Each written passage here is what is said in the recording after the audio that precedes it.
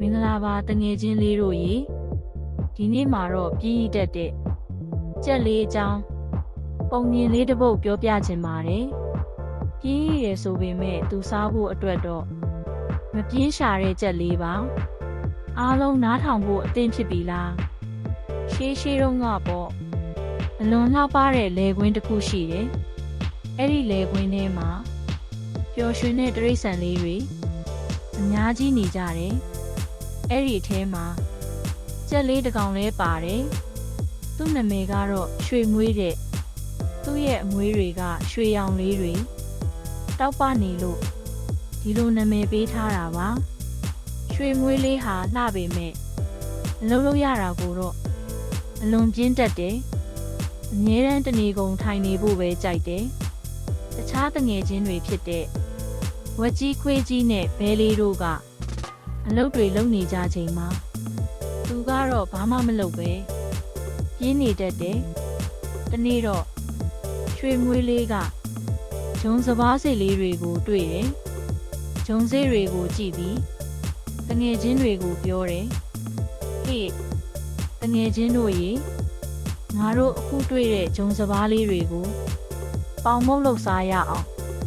ဝက်ကြီးကပြောတယ်ကောင်းတာပဲငါတို့အတူတူပေါင်းပြီးလုပ်ရအောင်ခွေးကြီးကပြောတယ်ရတယ်ငါတို့အတူတူလုပ်မယ်ငယ်လေးကပြောတယ်စိတ်ပါဝင်စားတယ်ငါလဲပါမယ်ရွှေမွေးလေးကဒါဆိုရင်ဒီကြုံစိတ်လေးတွေကိုမြေကြီးထဲမှာဘသူစိုက်မှာလဲလို့မေးတယ်ဝက်ကြီးကခေါင်းရမ်းပြတယ်ခွေးကြီးကလေဘင်းကုပ်ပြီးခေါင်းရမ်းပြတယ်ဘဲလေးကလည်းခေါင်းရမ်းပြတယ်သူတို့အားလုံးက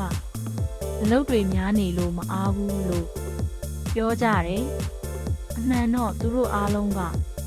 ရွှေမွေးလေးကိုစောင့်ကြည့်နေကြတာပါနောက်ဆုံးမှာတော့ရွှေမွေးလေးတစ်ယောက်တည်းပဲဂျုံစေးတွေကိုစိုက်လိုက်တယ်ချိန်တွေကြာလာတော့ဂျုံပင်တွေကြီးလာကြတယ်ရွှေမွေးလေးကပေါင်မုတ်ဖုတ်ဖို့သူ့တငယ်ချင်းတွေကိုထပ်ခေါ်ပြန်တယ်ရွှေမွေးလေးကမေးတယ်ဒီကြုံပင်တွေကိုရိတ်ဖို့ကြိတ်ဖို့နဲ့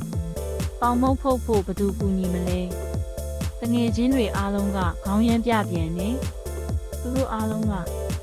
ငါတို့အလုပ်တွေများနေလို့မကူညီနိုင်ဘူးလို့ပြောကြပြန်တယ်နောက်ဆုံးတော့ရွှေမွေးလေးဟာပင်ပန်းနဲ့ဂျုံစပါးတွေရိတ်ပြီးတယောက်တည်းပေါင်မုတ်ဖုတ်လိုက်တယ်။မွေးကြိုင်နဲ့ပေါင်မုတ်နဲ့တွေထွက်လာတော့တငယ်ချင်းတွေအားလုံးရွှေမွေးလေးစီပြေးလာကြတယ်။ဝက်ကြီးခွေးကြီးနဲ့ဘဲလေးတို့ကလည်းမွေးလိုက်တာရွှေမွေးရဲ့ငါတို့ကိုလည်းနည်းနည်းပေးပါလားလို့ပြောကြတယ်။ရွှေမွေးလေးကပြန်ပြောတယ်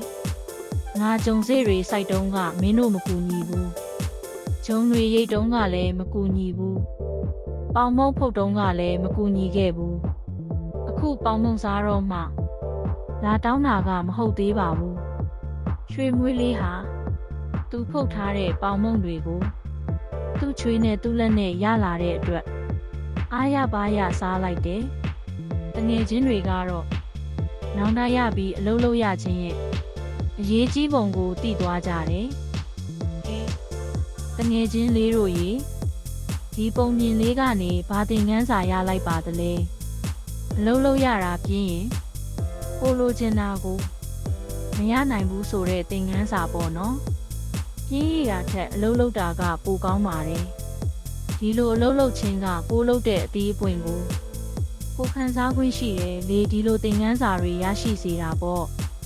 နောက်ထပ်ပုံပြင်လေးတွေဆက်ပြီးတင်ဆက်ပေးမယ်နော်ကျေးဇူးတင်ပါတယ်ရှင်